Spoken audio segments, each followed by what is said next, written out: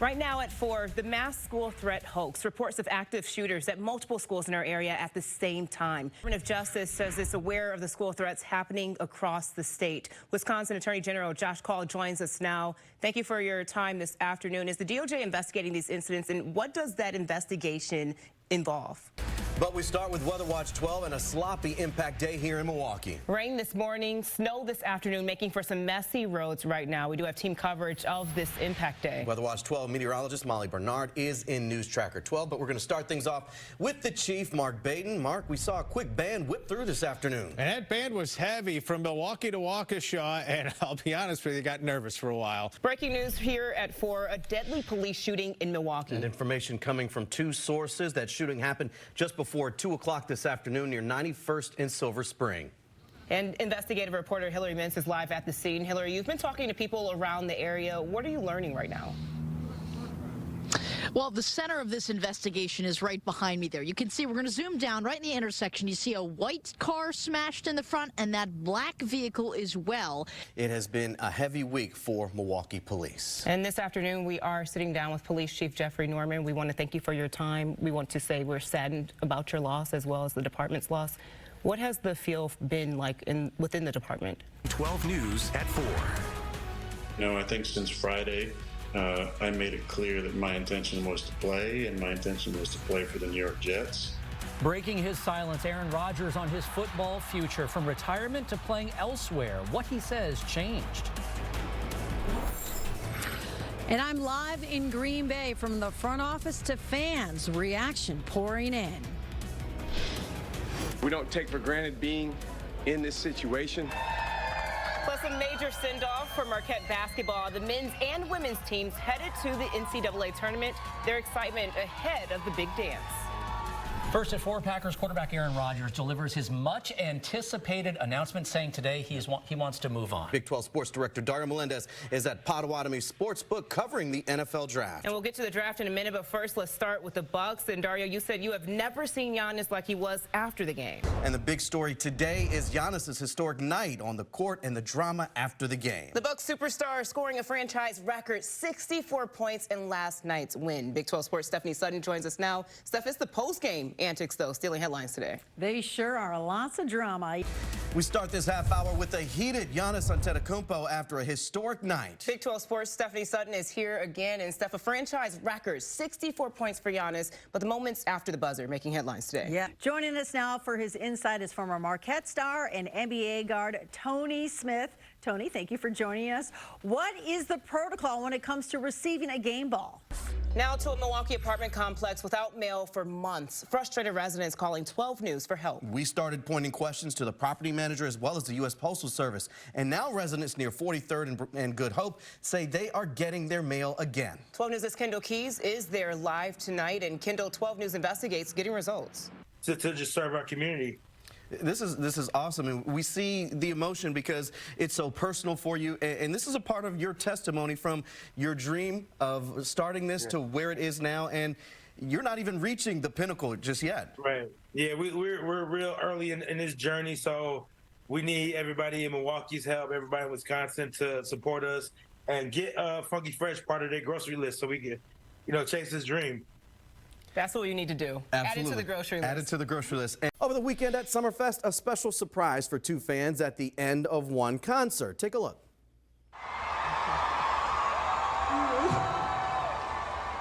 It's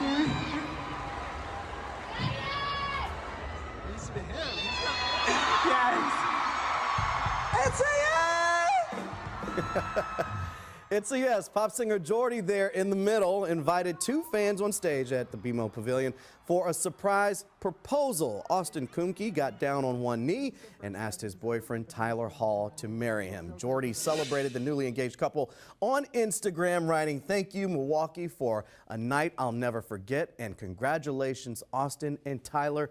I love your love." And we have a treat for you at home. Joining us right now from their home in Appleton are the new fiancés, Austin and Tyler. First of all, congratulations to you both.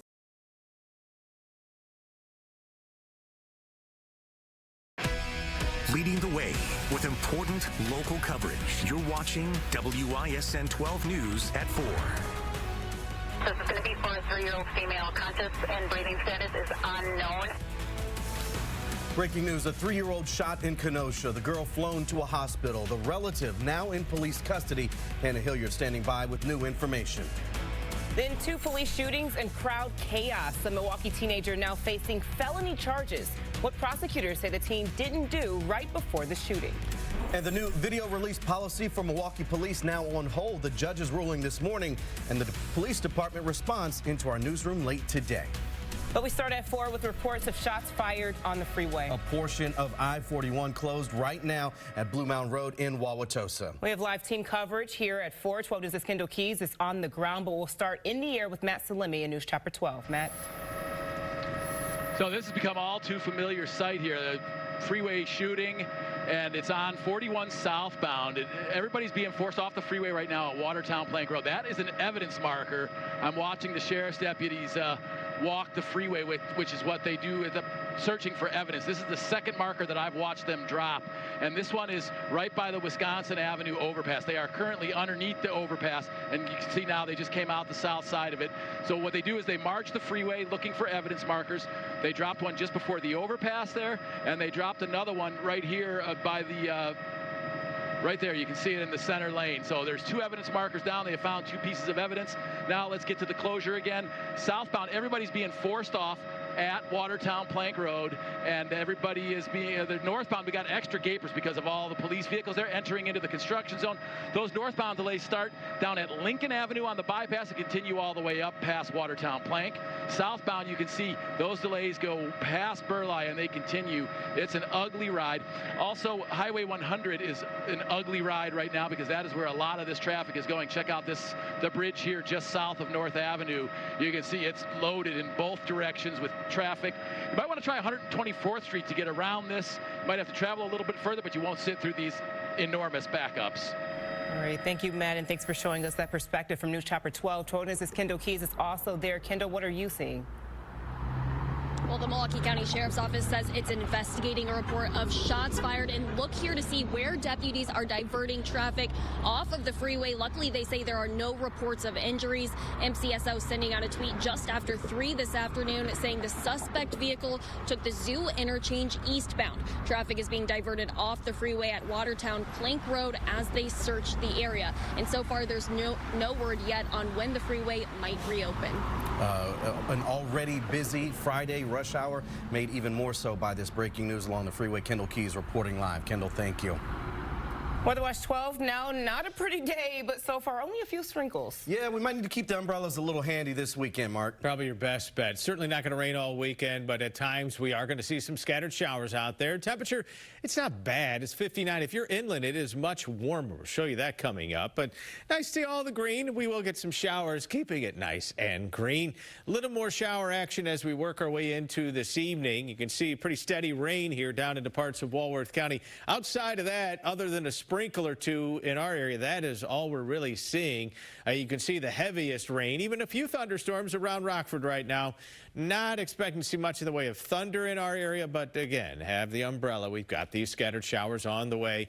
That'll taper off a bit as we head into the nighttime hours. Temperatures will fall back down into the 50s. Now, again, not a washout of a weekend. I'll let you know the best times to get outside coming up in Weather Watch 12. All right, and with rain on the way for Mother's Day, make sure you have the free 12 News mobile app. It has hour-by-hour conditions, and it can be customized for your location. Now to more breaking news here at 4 o'clock. A 3-year-old shot in Kenosha flown to Children's, Wisconsin. Kenosha police say they believe and they received the call around 11 this morning near 51st Street and 29th Avenue in the city. 12 News' Hannah Hilliard is in Kenosha this afternoon, where you're just getting new details, Hannah, about an arrest in this investigation.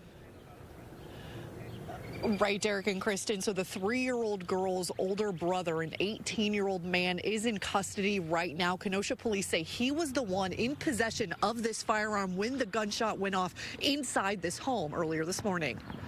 691 and other units responding to for additional units. This is going to be for a 3-year-old female. Conscious and breathing status is unknown. Are we clear to go in or we need to stage?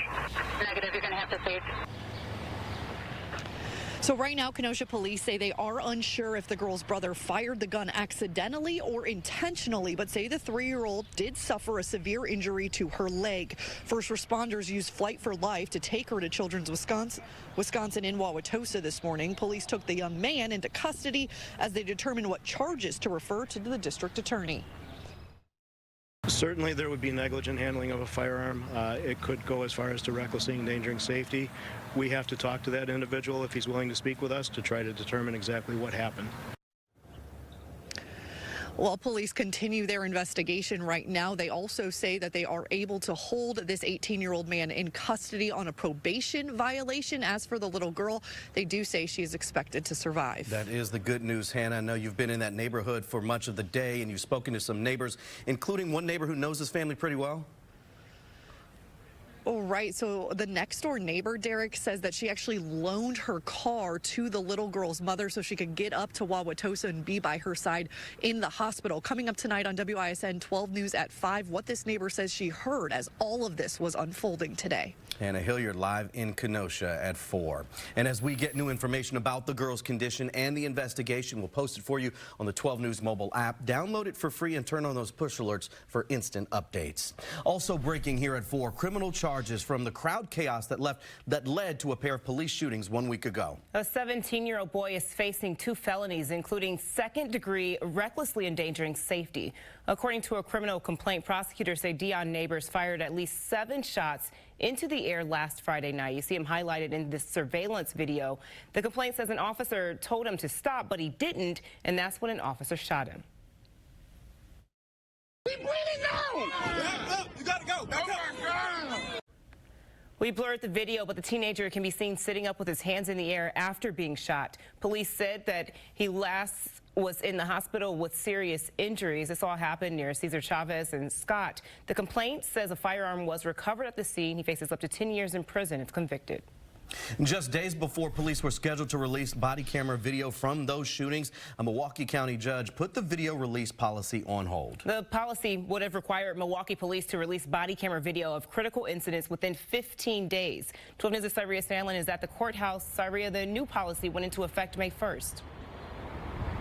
Kristen, lawyers representing both the Milwaukee Police Association and the city spent hours pleading their case in the courtroom today. Ultimately, the judge sided with the union and granted that temporary restraining order, which means the policy is put on pause for now. Now, the policy required body camera footage of critical incidents be released within 15 days to the public. If there is a death involved, the department must show family the video within 48 hours. The MPA says the city's Fire and Police Commission did not abide by the collective bargaining agreement and confer with union reps when adapting the policy. The city says it did not need to, as this doesn't impact working conditions. Here's what Judge Frederick Rosa decided. My inclination, though, would be to grant a temporary restraining order until the next hearing date when we can more fully hear these issues. I would do it because there are significant issues here. Cyria, what do we know about the video from the 2 officer-involved shootings on May 5th? Kristen, Milwaukee police telling me they don't plan to release that footage until all of this gets resolved in the courts. They also released a statement today saying they respect the authority and decision of the court that was made today. All right, Cyria Sandler reporting live in Milwaukee. Thank you. Right now, an urgent search underway for the driver police say is responsible for hitting a woman and driving off. That crash happened last night near 14th and Atkinson in Milwaukee. Police say the vehicle hit a 37-year-old woman who was trying to cross the road. Police don't have much information on the driver and only released a vague vehicle description, saying they're looking for a light-colored 4-door vehicle. New at 4, no charges in a deadly armored truck heist near 58th and Forest Home in Milwaukee. Police say 42-year-old Pablo Bermudez shot a guard during a robbery attempt last Friday. Another guard then shot and killed Bermudez. The Milwaukee County District Attorney's Office says the shooting was ruled self-defense.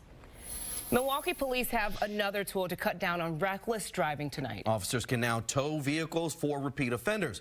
12 News' Nick Boers at 19th and Wells in Milwaukee. Nick, this could get pretty expensive for reckless drivers.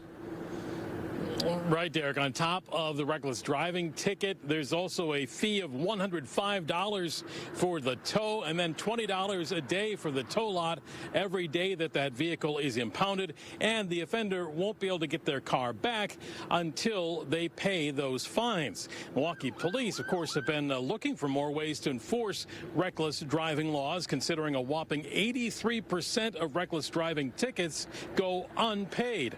Starting last year, police were allowed to tow unregistered vehicles when they were used to drive recklessly. Now even registered cars can be subject to a trip to the tow lot.